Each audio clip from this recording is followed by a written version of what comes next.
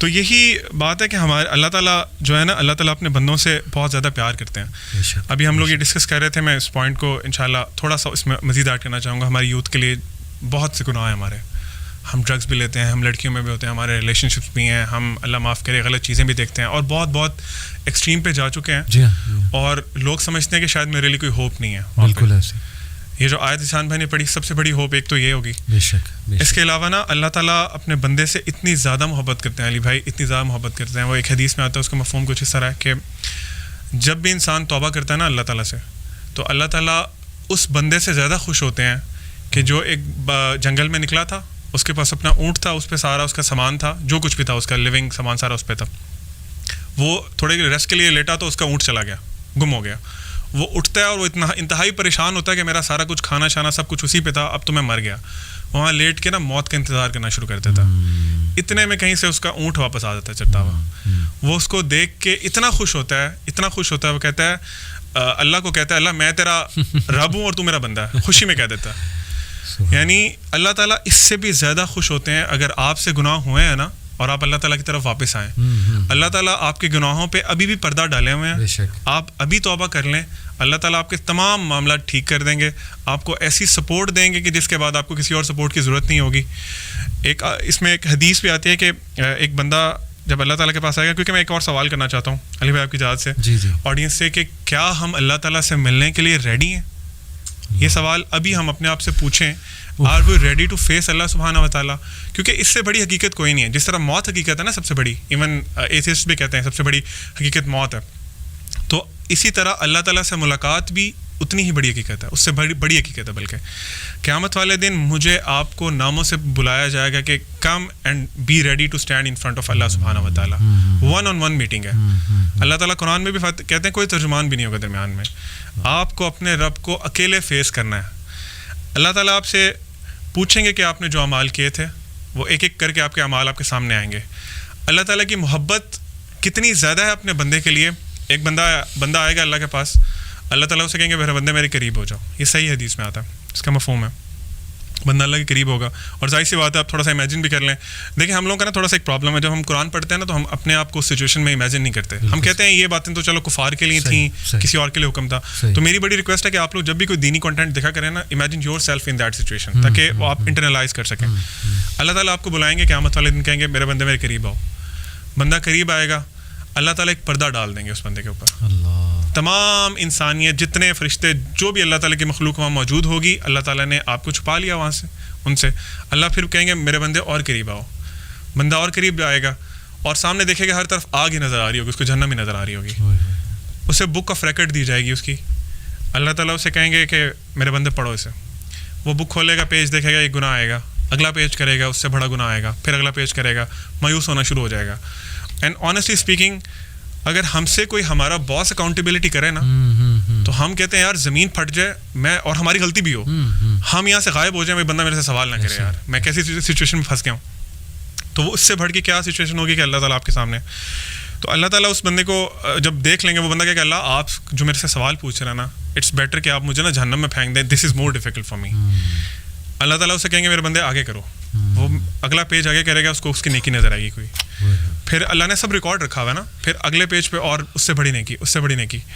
اللہ تعالیٰ اسے کہیں گے میرے بندے میں نے اس دنیا میں تمہارے گناہوں پہ نا پردہ ڈالے رکھا تھا، آج بھی میں نے تمہارے گناہوں پہ پردہ ڈال دیا اور تمہیں میں جنت میں بھیج رہا ہوں. یہ میں اور آپ کیوں نہیں ہو سکتے؟ مطلب ہمیں شیطان نے کیوں اللہ سے اتنا دور کر دیا؟ ہم اللہ تعالیٰ، میں کہتا ہوں کہ علی بھائی آپ نے ابھی وہ بات کی تھی، میں فرعون کا واقعہ اس میں ایڈ کرنا چاہوں گا. فرعون جب غرق ہو رہا تھا نا، تو کچھ اس طرح کی ملتی ہیں اسلامک لٹریچر میں کہ جبرائیل علیہ السلام اس کے نا، وہ جب غرق ہو رہا تھا تو اپنے فٹ اسٹیپ سے نا اس کے منہ میں مٹی ڈال رہے تھے. اللہ تعالیٰ نے ان سے پوچھا کہ تم نے یہ کیوں کیا جبرائیل علیہ السلام؟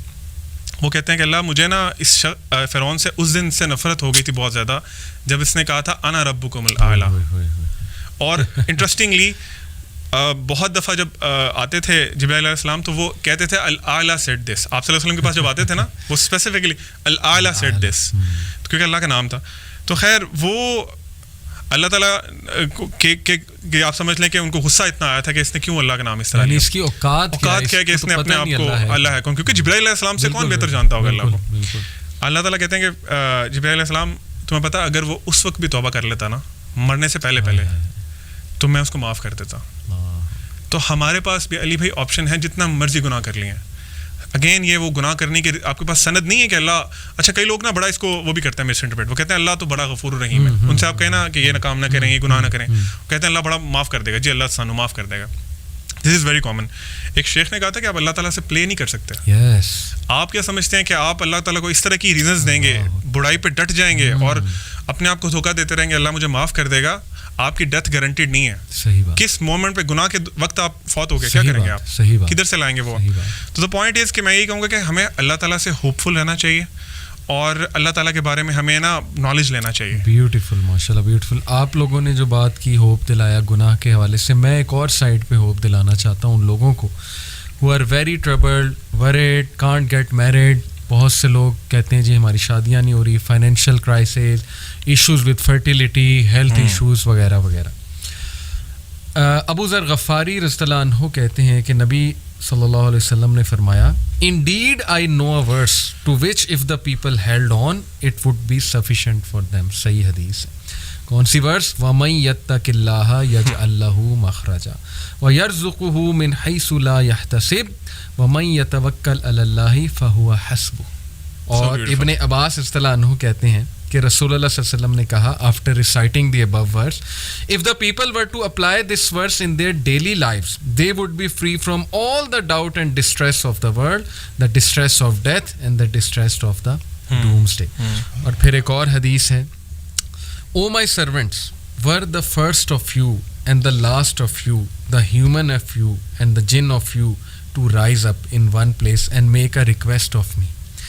And were I to give everyone what he requested, that would not decrease what I have any more than a needle decreases the sea if put into it. This is Allah subhanahu wa ta'ala. غالباً یہ حدیث قدسی ہے. حدیث قدسی ہے کہ مانگو, کھل کے مانگو. کتنا انڈر ایسٹیمیٹ تم اللہ کو کر رہے ہو, اتنا چھوٹا مانگ رہے ہو. کھل کے مانگو. اللہ تعالیٰ لارڈ آف دا امپاسبل ہے.